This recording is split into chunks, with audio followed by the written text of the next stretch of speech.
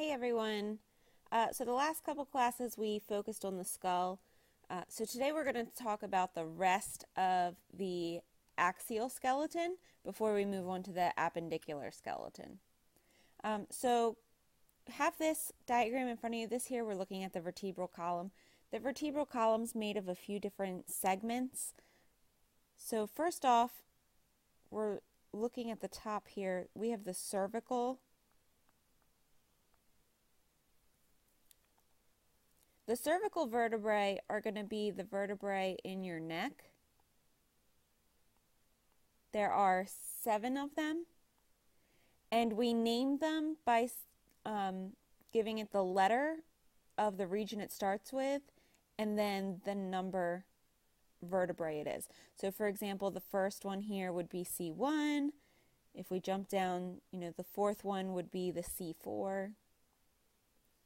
And all the way down here at the last one, the 7th one would be C7. Once we're done with the vertebrae in the neck, we then move to the thoracic vertebrae.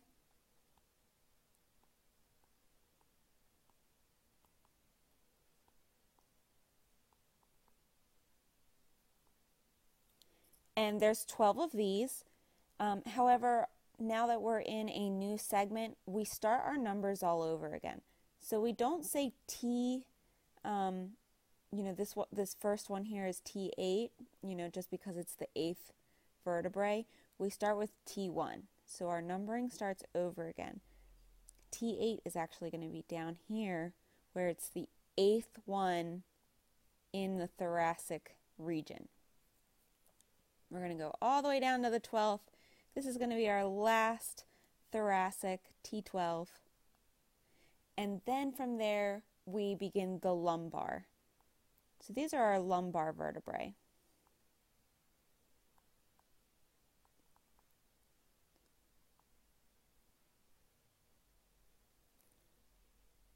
And same here, we're going to start with the first letter of the region, so L for lumbar. 1 is going to be our first one. Our last one is going to be L5 because there are 5 in the lumbar region. From there, we then reach this area. This is kind of what we would call our tailbone. In our cervical, thoracic, and lumbar, we have individual discs. However, when we get to the sacrum, this region here, we actually have fused discs in this region. And then lastly, this little tiny tail here at the end, this is the coccyx.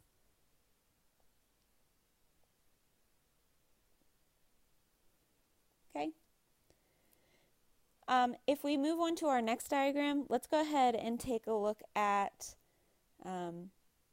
the cervical vertebrae, specifically C1, which is our atlas, and C2, which is our axis.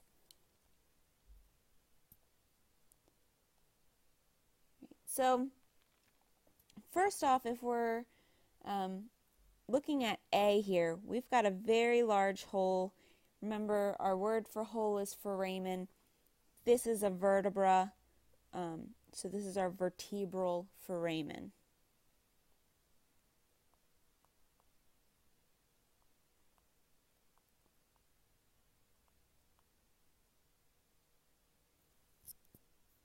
Okay.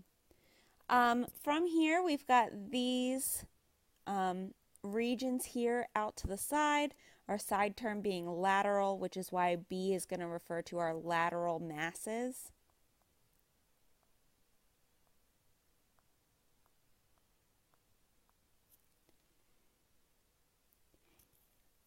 It's kind of difficult to see. I'm going to shade this in. We've got a foramen here on the side.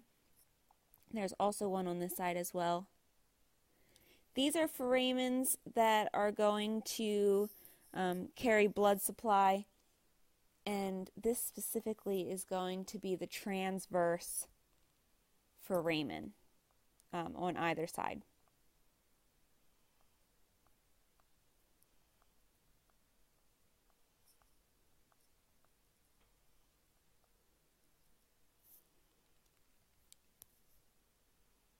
And then lastly, when we looked at the skull, we talked about the occipital condyles that are lateral to the magnum foramen. They are the regions that are going to rest on the vertebral column, specifically on D, this part of the atlas. This is so that the occipital condyles and this region can kind of glide against one another so that we can get our nodding motion. These are what we refer to as the superior articular facets. Superior articular facet.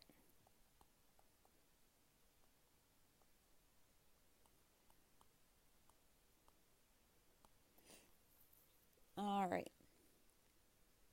If we move on, we now are looking at our axis, or our C2, and the axis now has a new section here that the atlas didn't have. This kind of pointy region here, okay?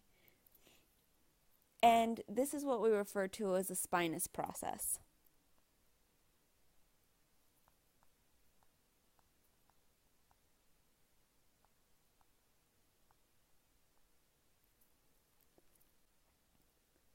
The spinous process is going to be the region that you can kind of see on someone's back. Like if you recall ever having a scoliosis test growing up, where they would have you kind of curve your back and you can kind of follow along the bumps or the ridges on someone's back, you're actually seeing the spinous process of each vertebrae. When we go back to A, we are still looking at the vertebral foramen.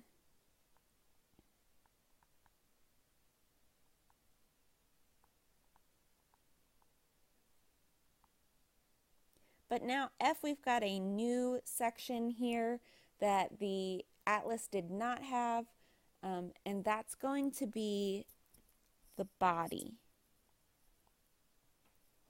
It's what we call the body of the vertebrae. Here again on each lateral side, we still have this foramen here that we know as the transverse foramen.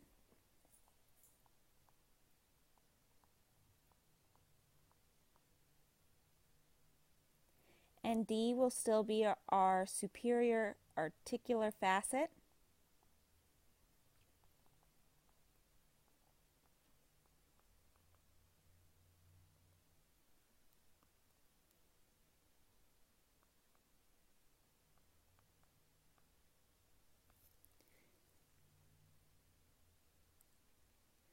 However, we now have a new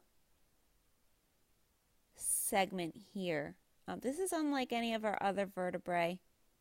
There's a protrusion here. This is the anterior portion. This side is anterior. The spinous process is posterior. This is a protrusion that we refer to as the dens. The dens actually is going to allow you to pivot your head side to side. It's kind of like a rotation that's going to occur here, and the dens is kind of our pivot point. So if you look at this diagram here, this is actually showing you where the atlas and axis connect to one another, because remember, the atlas is going to allow the nodding motion, where the dens and atlas combined are going to allow the pivot left and right motion. So here, H, we're looking at the axis itself. And then again, G here, this protrusion is the dens.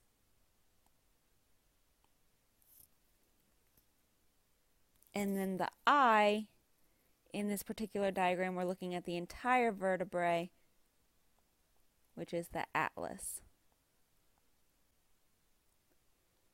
Right. And lastly, although it's not actually a vertebrae, it is in the same region as these cervical vertebrae, the hyoid. The hyoid is a floating bone, and it's in the anterior portion of the neck. We have a couple of things here that we're going to label. First off, we have the lesser cornua,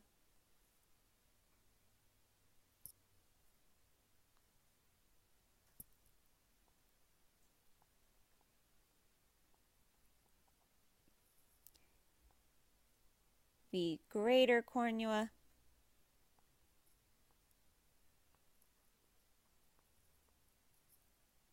and the body.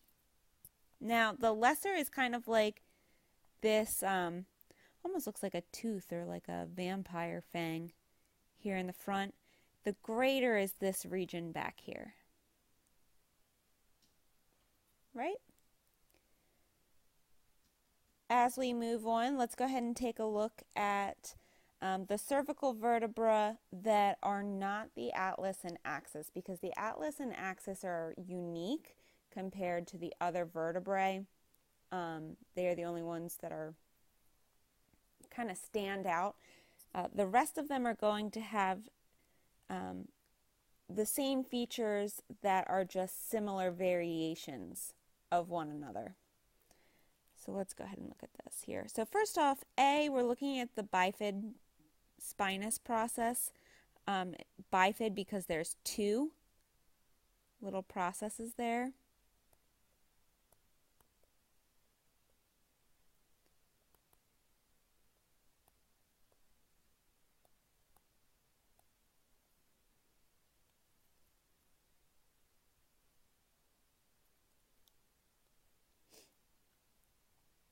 And then again here, so this is a superior view.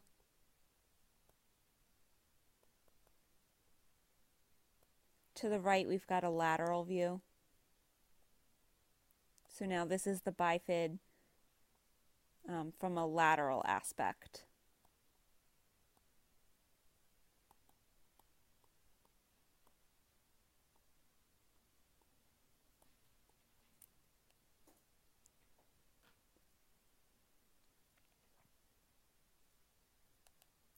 From there, we still have the vertebral foramen, so that's going to be the large foramen that is in the center here.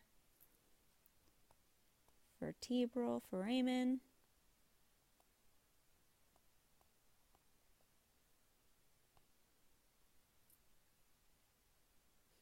We still have our transverse foramens here and here.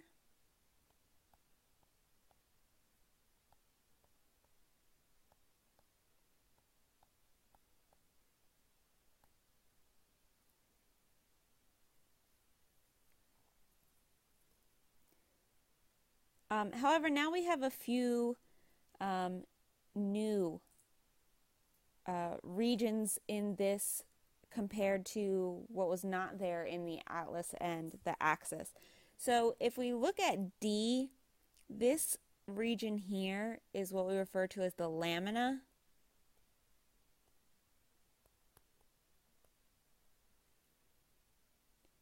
And then once the lamina ends its little bridge here, we then have the pedicle.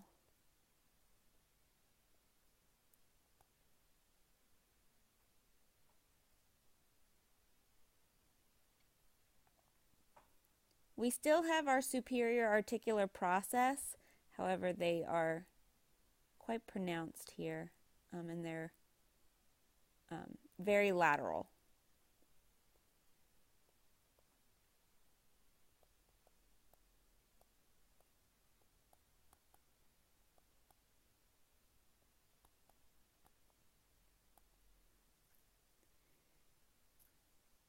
And then just outside of the transverse foramens, we have these processes that stand out. These are going to be our transverse process.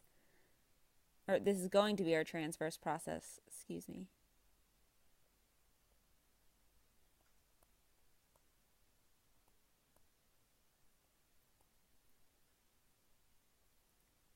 And now this large area is our body.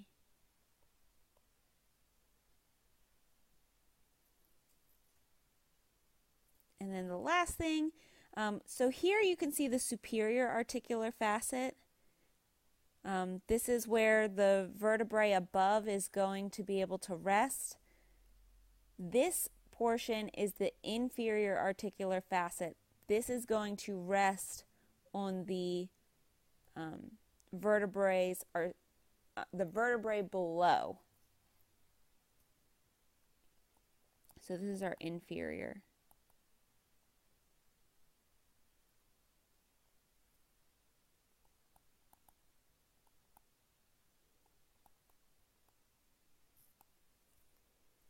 Okay.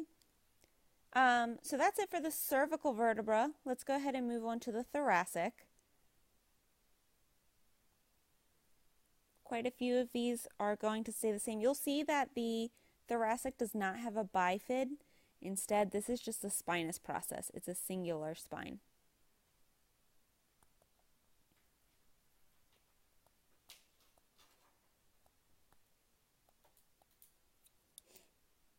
We still have our vertebral foramen.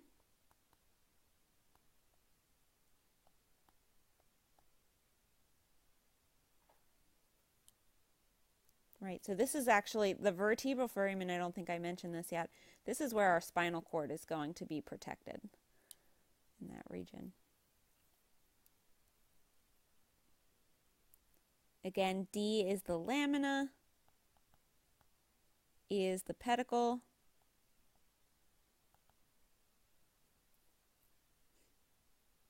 G is our transverse process,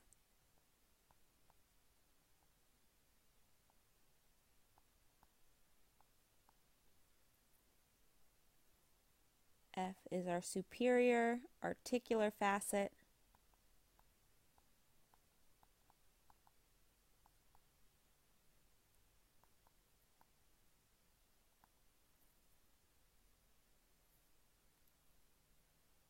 and then here's a new one here. This segment here, it's also on this side as well. This is our superior costal facet.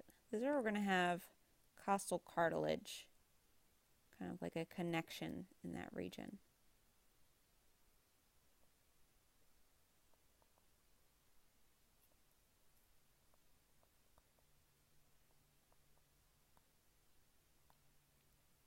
We have the body.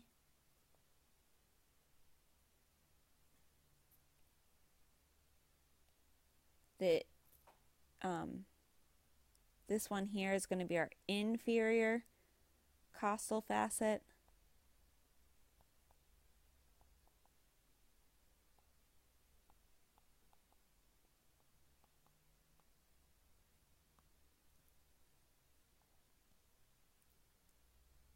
And then here, this one right here, this is going to be our inferior articular process.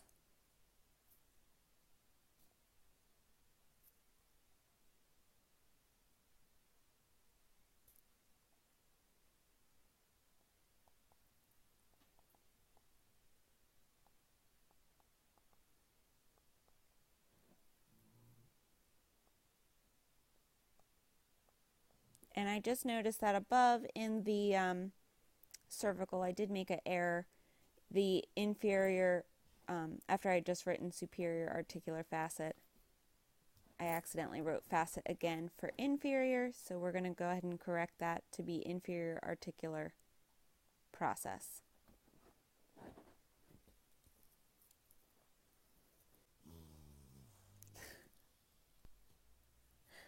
I don't know if you heard that in the recording, but that was Buford. It's past his bedtime. He's being grumpy. All right, last bit here. Just under the label for inferior articular process, we then have the lateral view of the spinous process.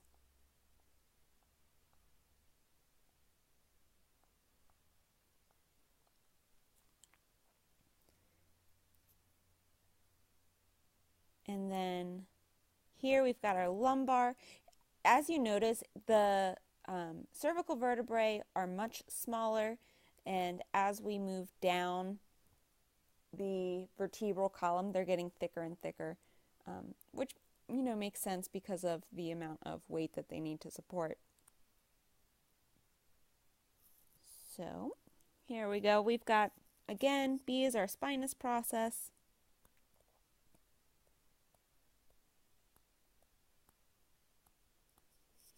We have our vertebral foramen.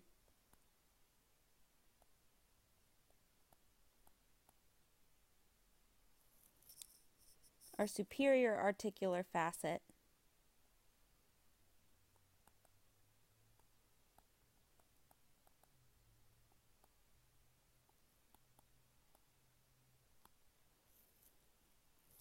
Our transverse process.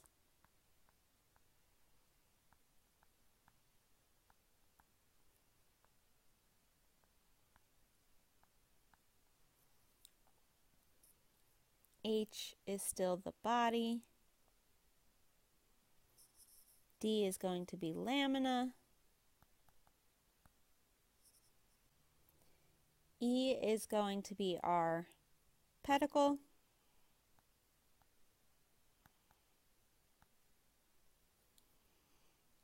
I is going to be our inferior articular process.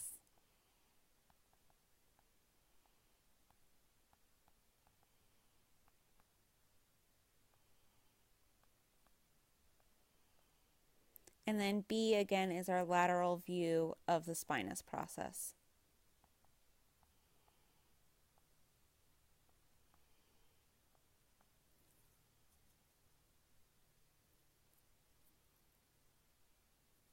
All right. Now that we've taken care of the vertebrae in our cervical, thoracic, and lumbar regions, we're going to go ahead and look at the sacrum and coccyx. So this section here, this is going to be the superior articular facet, superior articular process.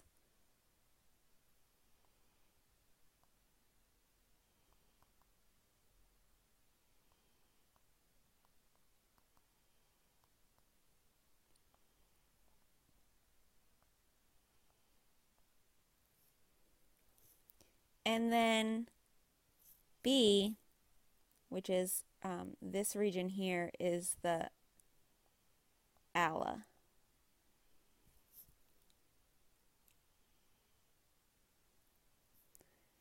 This ledge here that is superior, and it's also anterior to the superior articular process, is what we refer to as the sacral premonitory.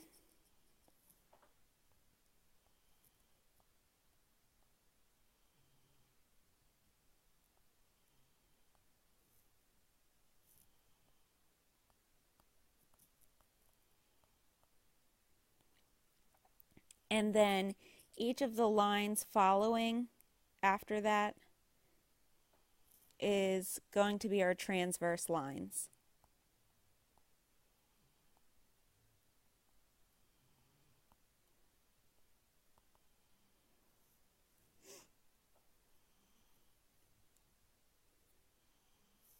We then have E, which is these guys here, and including above these as well. These are anterior sacral foramina.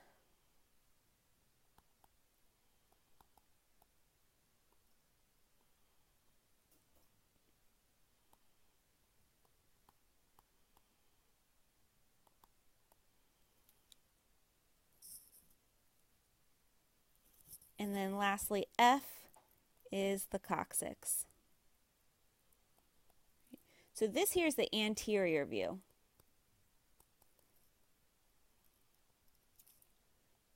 So we're going to go ahead and look at the posterior now.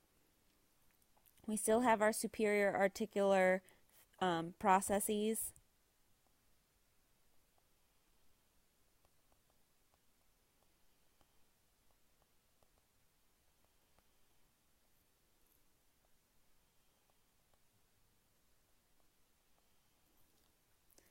And then G here is our auricular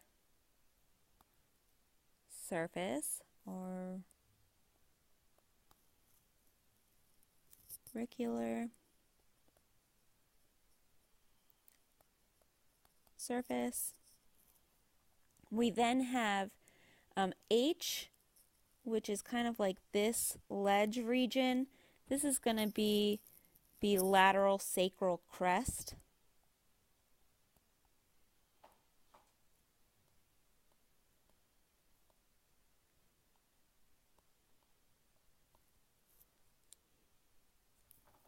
I, which is in the center, is now our median sacral crest.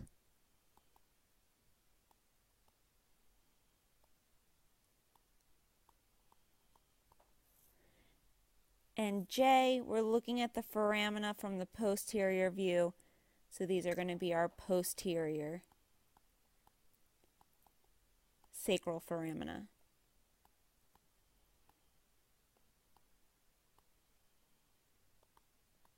And again, F is showing the coccyx.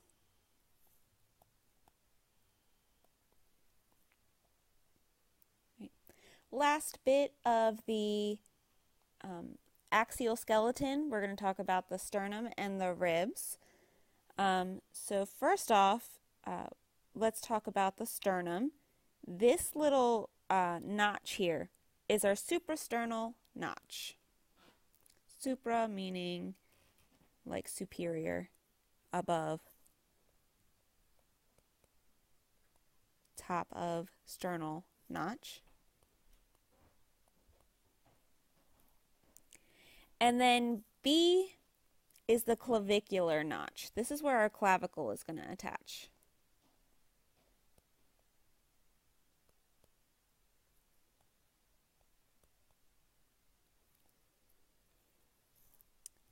The entire structure that is C is the manubrium.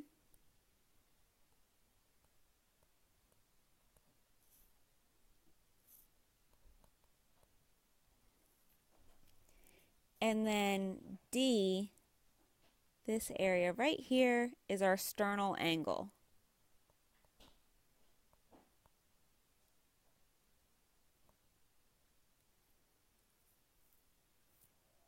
E is what we refer to as costal notches.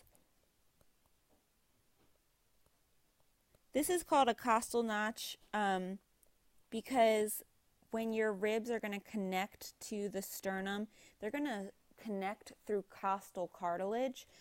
So these notches are where that costal cartilage is going to attach. F is the body of the sternum. And then G is going to be the xiphoid process.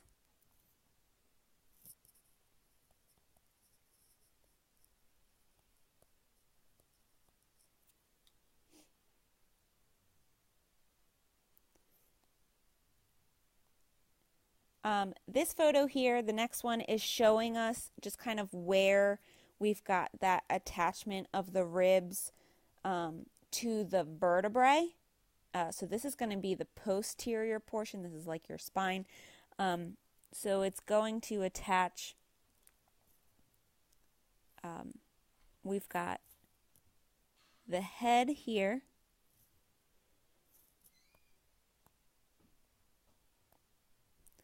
And then where I is, we have the tubercle.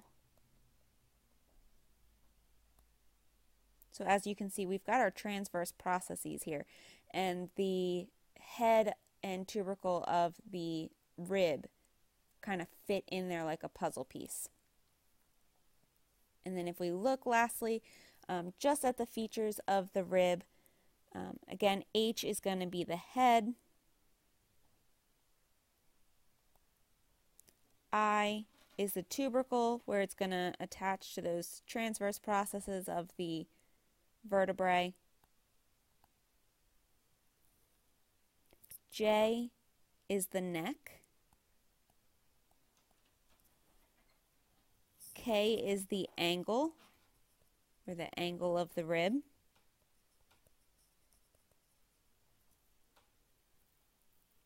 And lastly, L is the costal groove.